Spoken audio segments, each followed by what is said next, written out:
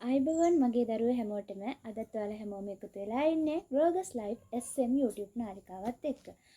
පුතේ මම මෙතන මේ කාල සීමාව තුළ ඔයාලට අරන් ආවේ දේශීය නර්තන සම්ප්‍රදාය ගැන පාඩම් මාලාවක්.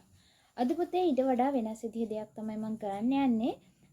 අපි අද කතා කරමු දේශීය නර්තන සම්ප්‍රදායෙන් ඔබට ගිහිල්ලා ඉන්දියානු නර්තන සම්ප්‍රදාය ගැන. එනම් භරතනාට්‍යම් ගැන.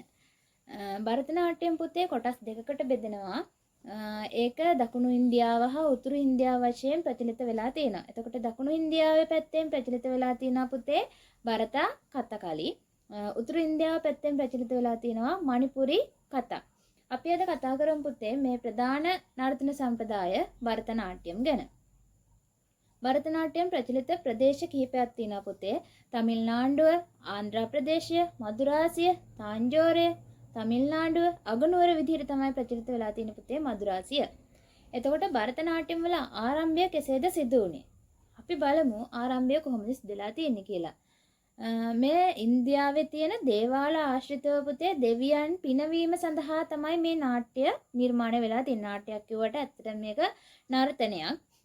එතකොට මේක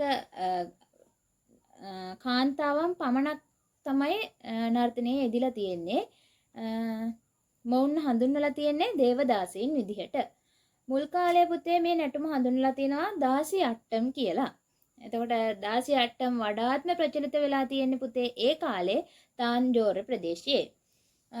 එතකොට අතීතයේ සිට එන වාර්තා එක බලද්දී දේවදාසීන් 500ක් පමණ රංගනයේ යෙදිලා තියෙනවා එක්වරකට. මොවුන්ගේ පුතේ නඩත්තු කටයුතු කරලා තියෙන්නේ චෝල පාණ්ඩේ රජවරුන් විසින් තමයි. ඒ වගේම පුතේ මේකටම ආවේනික ගුරු පරම්පරාවක් ඉන්නවා. එතකොට ඒ ගුරු පරම්පරාව පුතේ තාන්ජෝර් ප්‍රදේශයේ පන්දනූල් පෙරපතට අයත් ගුරු පරම්පරාවක් තමයි පුතේ මේකේ ගුරුවරුන් විදිහට ඉඳලා තියෙන්නේ. එතකොට එයාලා හඳුන්වලා තියෙනවා නට්ටුව නාර් කියලා. ඒ වගේමයි පුතේ මෙයාලගේ රාජකාරිය තමයි දේවදාසීන්ට නර්තනය කියා දෙන එක. මේ නර්තනයේ පුතේ ප්‍රධාන සමාජිකින් 4 දෙනෙක් ඉන්නවා. පොදුවේ ගත්තොත් ඒගොල්ලෝ හඳුන්වනවා අපි ගොඩක් අය දන්න විදිහට තාංජාවුර් සහෝදරයෝ කියලා. එයාලා නම් වශයෙන් ගත්තොත් චින්නයියා, පොන්නයියා, වඩිවේල්, ශිවනාදන්.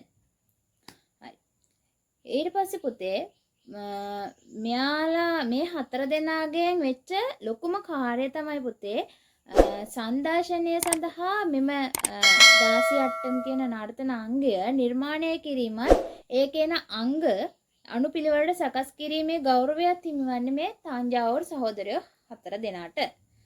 එතකොට අපි බලමු භරතනාට්‍යම් වල තියෙන ප්‍රධාන වාද්‍ය භාණ්ඩය මොකක්ද කියලා.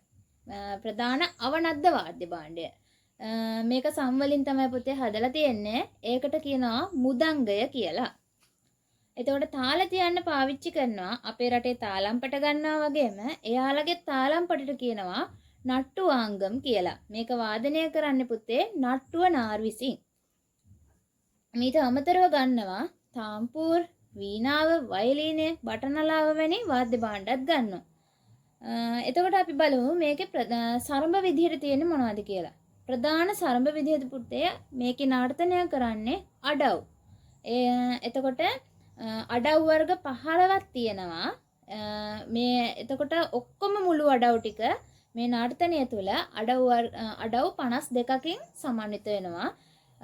එයාලා කකුලට කරන සරඹ හඳුන්වලා තියෙන්නේ පාසරඹ විදිහටමයි. අපේ රටෙත් කකුලට කරන සරඹ අපි හඳුන්වන්නේ පාසරඹ විදිහටමයි. හැබැයි පුතේ මෙයාලා අත්වලට කරන සරඹ හඳුන්වන්නේ නාට්‍ය අඩව් කියලා. නාට්‍ය අඩව්. එතකොට අපේ රටේ කකුලට කරන සරඹ හඳුන්වන්නේ අපි ගොඩ සරඹ කියලා. ඔන්න ඔය දෙක තමයි පුතේ භරතනාට්‍යම් වලයි අපේ රටේ නර්තන සම්ප්‍රදාය අතර තියෙන ගොඩ සරඹ පහ සරඹ අතර තියෙන වෙනස්කම්. ඒ වගේම වාද්‍ය භාණ්ඩ අතර තියෙන වෙනස්කම් හා සමානකම් ඔයාලට මම දැන් කියලා දුන්නා. ඒ වගේමයි පුතේ භරතනාට්‍යම් වල රංග වස්ත්‍රාභරණ ඒකටම ආවේනික වූ එකක් තියෙනවා. මම ඔයාලට රූපයක් එක්කම ඒකේ කොටස් කරලා පෙන්නන්නම්. ඉතින් ඔයාලා අද මගේ පාඩමෙන් යමක් ඉගෙන ගන්න ඇති කියලා මම හිතනවා.